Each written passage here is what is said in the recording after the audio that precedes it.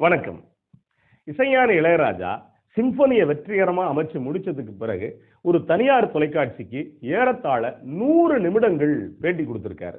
இந்த 100 நிமிடங்கள் பேட்டி அப்படிங்கிறது ஒரு பக்கம் வியப்புக்குள்ளான ஒரு விஷயம். அதுவும் இதுவரைக்கும் நாம பார்க்காத ஒரு இளையராஜாவை இந்த பேட்டியில பார்க்க முடிஞ்சது.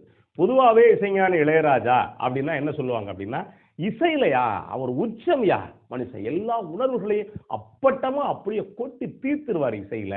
ஆனா பேட்டியா வேண்டவே வேண்டாம், 2 இளையராஜா இருக்காரு, அவருடைய இசையை மட்டும் ரசிப்போம் அப்படின்னு சொல்லிட்டு எல்லாருமே சொல்றது மாதிரியான ஒரு விஷயங்கள் இருந்துச்சு. ஆனா இந்த பேட்டியில எல்லாத்தையும் சுக்கு சுக்கா உடைச்சு தூக்கி விட்டு வச்சுட்டார். ஏன்னா இப்ப நான் தாப்பா இளையராஜா. இளையராஜா அப்படின்னா ஒரு குழந்தை மாதிரி. ஒரு குழந்தை சமயத்துல சீண்டும், நீ அதை செல்லமா எடுத்துக்க. அதே குழந்தை சிரிக்கும், சிரிக்கும் போது நீ உற்சாகப்பட்டுக்க அப்படிங்கிறது மாதிரி நிரூபிச்சிருக்காரு. அவர் நிரூபிச்சதுக்கு இன்னொரு காரணம் நான் என்ன பார்க்கிறேன் அப்படின்னா, இந்த பேட்டிய கையாண்ட கார்த்திகை செல்வன் ரொம்ப அழகா கையாண்டிருக்காரு. ஏன்னா இதுவரைக்கும் அவரை பேட்டி எடுத்தவங்க எல்லாம் எப்படி எடுப்பாங்க அப்படின்னா, அவர் எங்கேயாவது ஒரு இசை கச்சேரி நடத்திட்டு வெளியில வருவார், வேற ஒரு மூட்ல இருப்பாரு. இவங்க போயிட்டு மைக்க நீட்டிட்டு அவர் நடத்தி இருக்கிறது கச்சேரி. இவங்க இந்திய அரசியல் பத்தி கேட்பாங்க, இல்ல தமிழ்நாட்டு அரசியல் பத்தி கேட்பாங்க, இல்லாத ஒரு நடிகை பத்தி கேட்பாங்க. அப்படி இல்லைன்னு வச்சுக்கோங்களேன், இசைக்குள்ளேயே எதையாவது ஏட்டிக்கு பட்டியா கேட்பாங்க. இவர் இருக்க ஏதாவது ஒரு மூடுல ஒரு வார்த்தையை சொல்லிட்டு அவர் பாட்டு கிளம்பி போயிடுவார். சமயத்துல நீ யாருன்னெல்லாம் கேட்பாரு. அது கேட்கறதுக்கான உள்ளர்த்தம் வேறன்னு வச்சுக்கோங்களேன். அதுக்கு பிறகு இது தொடர்பா பல பேருக்கு இந்த சர்ச்சை அப்படிங்கிறது ஏறத்தாழ 10 நாள் 15 நாள் ஓடும். ஆனா அது பத்தி அவர் எதை பத்தியும் கவலைப்பட மாட்டாரு. அவர் வேலையை அவர் பார்த்துக்கிட்டே போவார்.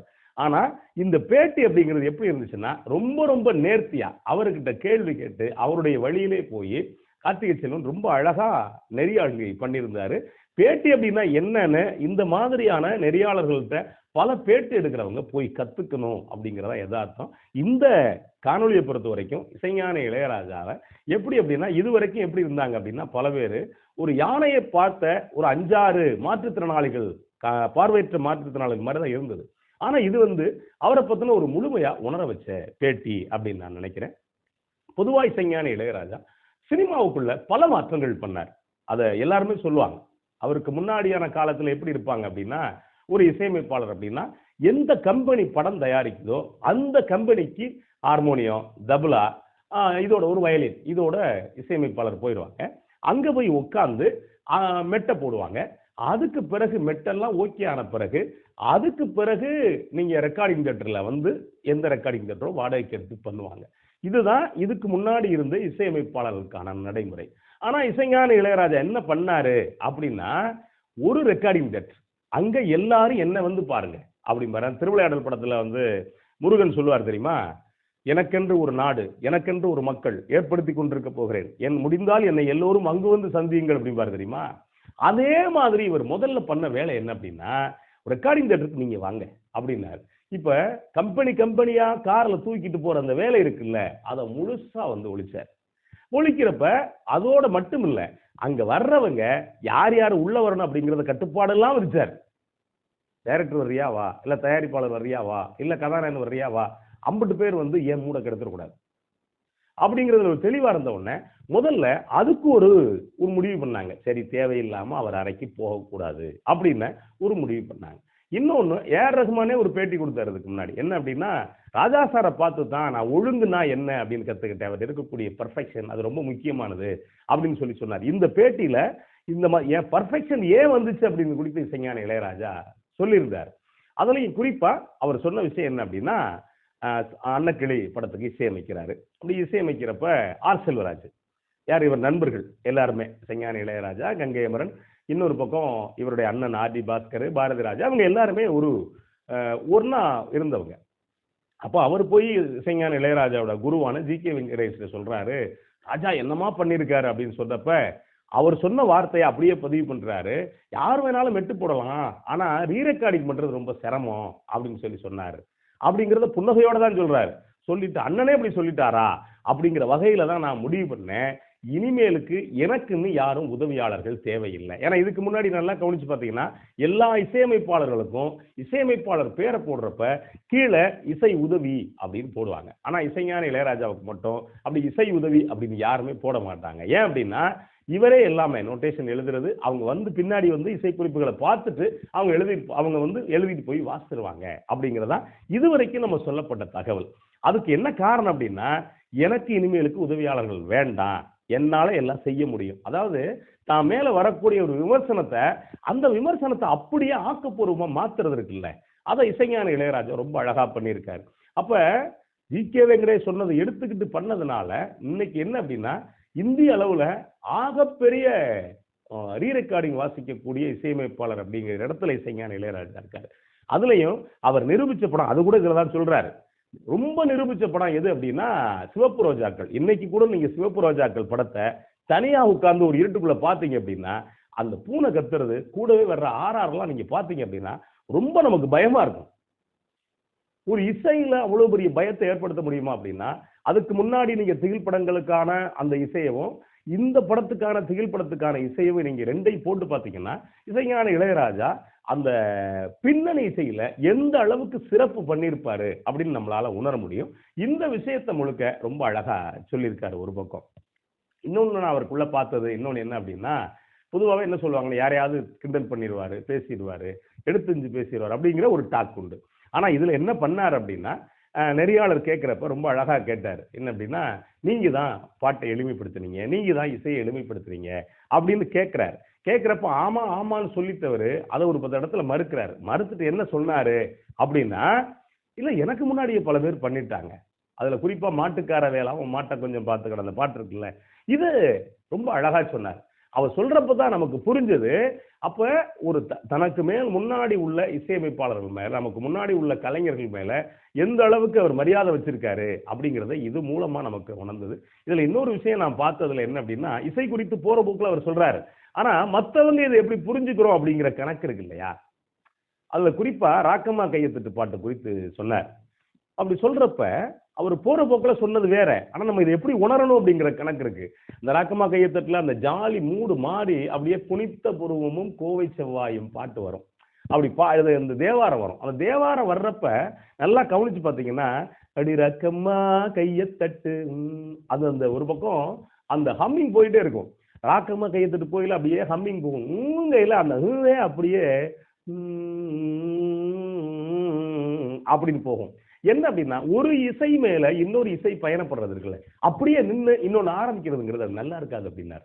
அதை நம்ம அந்த இசையா நீங்க உணர்ந்து பாத்தீங்கன்னா இதுக்குள்ள எவ்வளவு ஜாலங்கள் பண்ணியிருக்காரு அப்படின்னு தெரியும். இது ரொம்ப அழகா போற போக்குல சொல்லிட்டு போனாரு. இதுல இன்னொரு முக்கியமான விஷயம் நான் பார்த்தேன். அது என்ன அப்படின்னா, நெறியாளர் கேட்கிறாரு, சிம்பனி குறித்து நீங்க சொல்லுங்களேன் அப்படின்னு கேட்கிறாரு. அது ஒண்ணும் பெரிய விஷயம் இல்ல அப்படின்னாரு. ஏன் ஒரு பெரிய விஷயம் இல்லைன்னு நமக்கு தோணுது?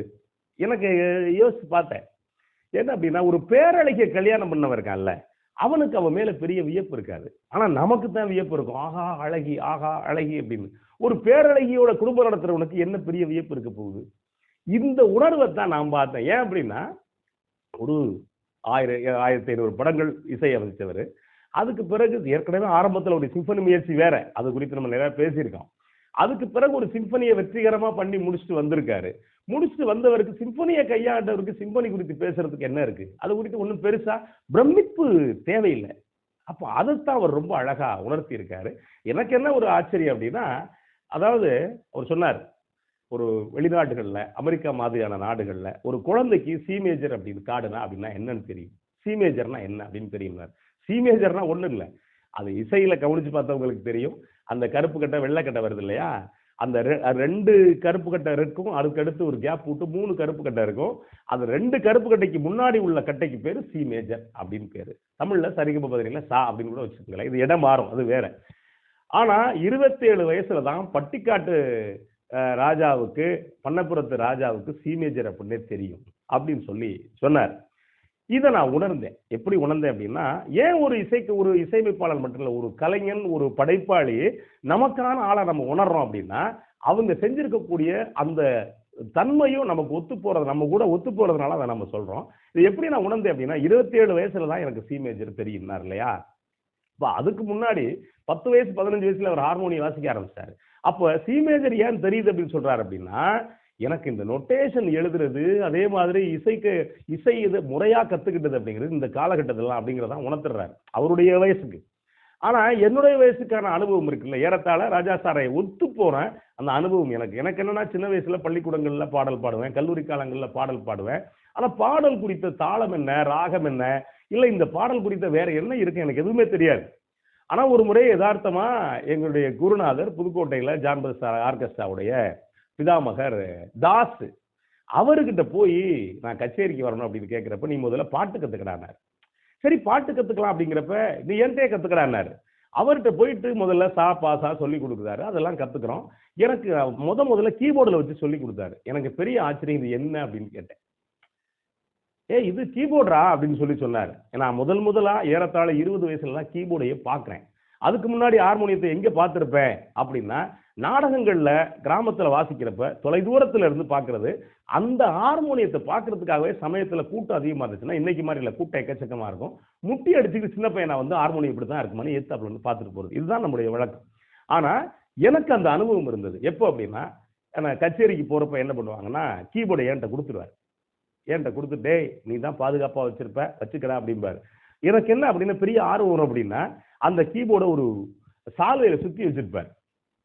நான் அந்த இருட்டுக்குள்ள எல்லா லைட்டையும் ஆஃப் பண்ணிட்டு அந்த வேன்ல போவோம். போறப்ப நான் என்ன பண்ணுவேன்னா, அத ஒரு கள்ளத்தனமா பண்றது மாதிரி அந்த சால்வைக்கு உள்ள கைய விட்டு அந்த நோட்ட போட்டு அமுக்கி பார்ப்பேன். அது ஒண்ணும் சத்தமெல்லாம் வராது. அது ஒண்ணும் ஹார்மோனியம் கிடையாது. ஆனா என்ன அப்படின்னா, அத தொடர்றதுல நமக்கு ஒரு மிகப்பெரிய உணர்வு ஏற்படும். இதுல தானே வாசிக்கிறாங்க, இதுல தானே சத்தம் வருது அப்படிங்கிற ஒரு உணர்வு ஏற்படும்.